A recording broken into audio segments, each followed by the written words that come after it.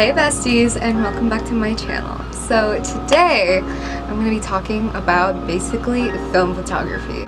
I'm going to be doing kind of a film beginner's guide by a beginner myself series, because I've just been getting a lot of comments and DMs about, you know, kind of the basics of film photography. I kind of had to learn by myself, and so I've picked up a lot of tips, tricks, and trivia since then, so hopefully it can help you guys maybe kind of make that transition from digital to film photography a little bit better. So I'm primarily going to be talking about 3 types of film: 35mm, instant film, and 120mm, just because these are the film kind of categories that I either work with or just am familiar with. Ooh, and disposables as well.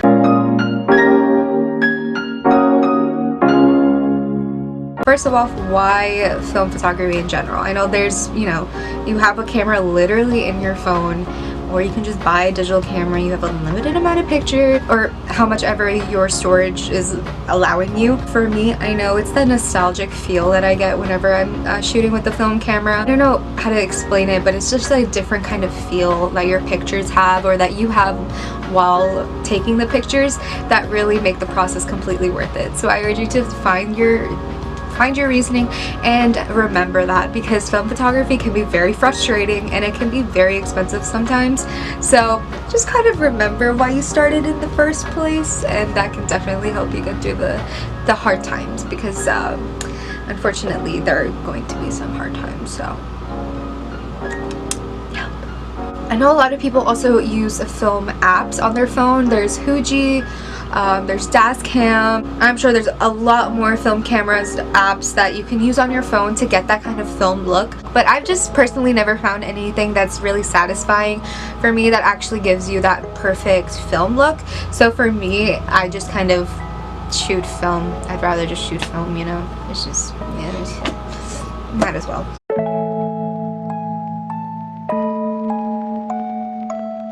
Alright, so now that you've kind of, you know, decided that you want to shoot film photography, where do you even begin to find a camera? So first and foremost, what I would recommend the most is to definitely ask your family and friends. Someone somewhere, some distant uncle, aunt is gonna have an old camera, hopefully fingers crossed, that is in good condition in their attic or basement or whatever, and that can be a big point of where you can save some money. But if you don't have any family or friends that have a film camera that you can borrow or use, there are a lot of places you can try thrifting it. You can get it on websites like Depop or Etsy. eBay even has some. With drugstores, Walmart, Target are gonna sell your disposable cameras. I know Walmart sells some plastic point and shoots. This is my Kodak M35, which I made a video on. It's kind of just a plastic reusable disposable camera that shoots with 35mm film. Just do your research on, you know, what websites or what kind of camera you even want to start with. That way you know where to look. Also, film stores, obviously that's kind of an obvious one of where you can find one, and film stores usually will refurbish them and make sure that, you know, they're already ready to use, so that can be one thing that you don't have to worry about getting them fixed. So I definitely urge you to do your research before you buy anything, and, you know, kind of compare prices or look at different sources, and that way you're really getting the best bang for your buck.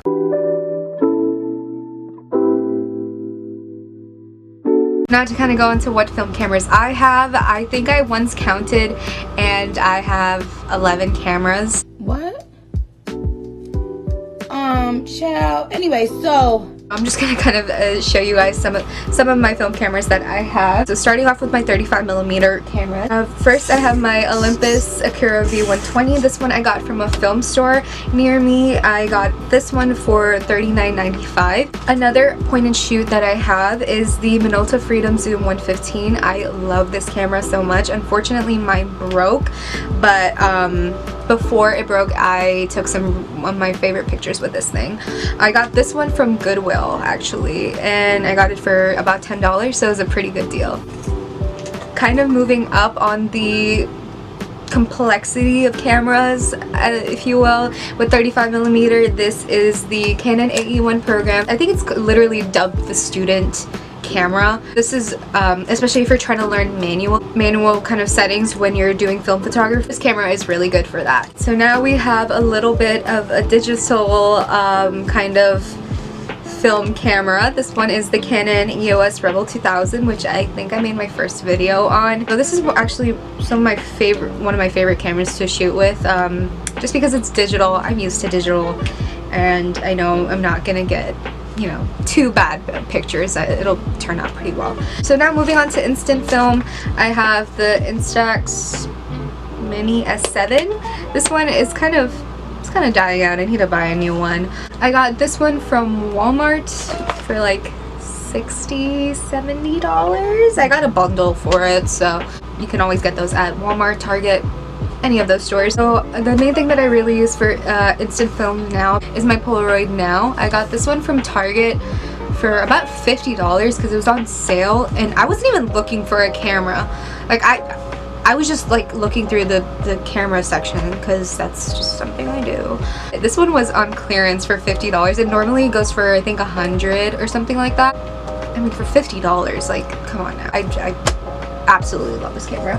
I don't really shoot with disposables anymore just because I do have point and shoots, and I just want to kind of cut down on my plastic waste. But this is one of the Kodak disposables. I actually got this for my birthday from my friend. I just kept it because it was a birthday present, but this one is the, I don't know, it's just a Kodak disposable, which you can get this from drugstores, you can get them from Walmart, Target. These ones are they usually come in a pack of 2. I would recommend the pack of 2. It's always just cheaper going that way. So the Fujifilm disposable camera. Those are really good too. So the Kodak and then the Fujifilm one disposable cameras are really good.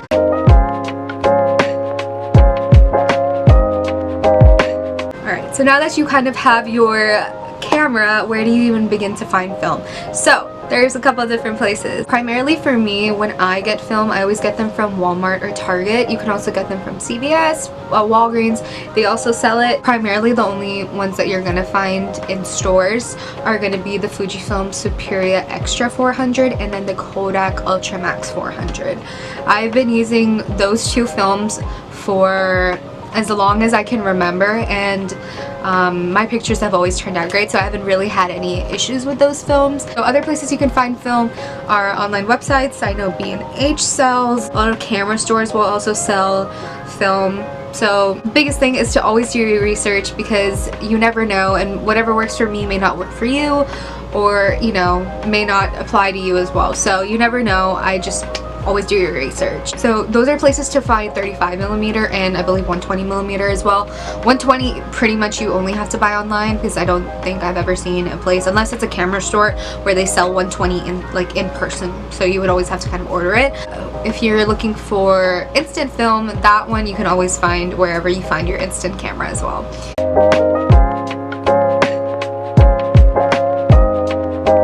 So now that you've gotten your camera, you've gotten your roll of film, hopefully you've shot a couple of rolls, whether that's 35mm or 120mm, where do you even begin to kind of develop or digitize your photos? So you either want to find a local camera store or an online website that offers developing services to develop your rolls of film. You can do it yourself, but it's really complicated with a lot of chemicals, and you have to make sure the temperatures are completely right, that they don't mix.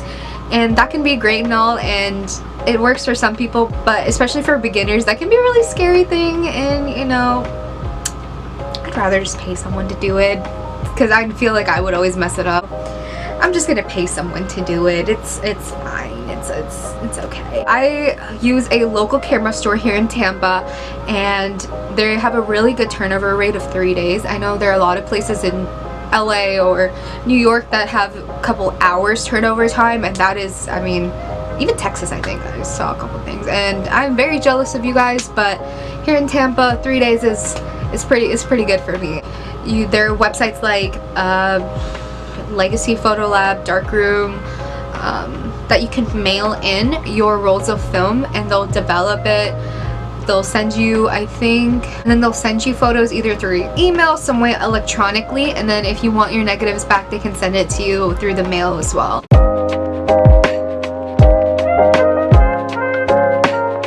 And that's a big question that a lot of you have asked me, is how I even get my photos onto my phone. Is because whenever I have my photos developed, I always just have them put it on a USB, and that way I can just transfer it to my computer, and then from my computer to my phone. I know a lot of places like Walmart, Target also develop it, but those are always really expensive, and they usually also take weeks to get to you because they send their film out to a lab as opposed to doing it in-house. So that kind of wraps up everything I have for the first video in this series for you guys. I really hope this kind of helps you kind of start out on film photography and kind of gives you that little push.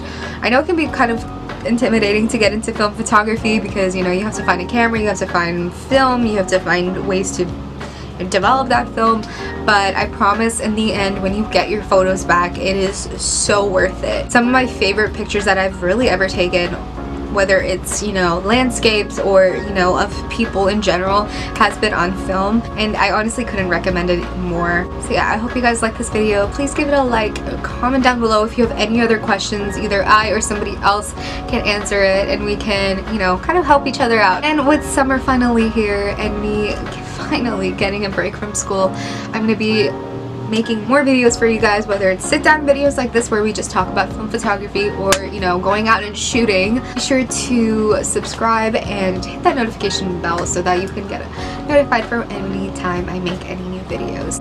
I hope you guys have an amazing day, night, evening, morning, dawn, dusk. I think I got everything, and I will see you guys in my next video. Bye!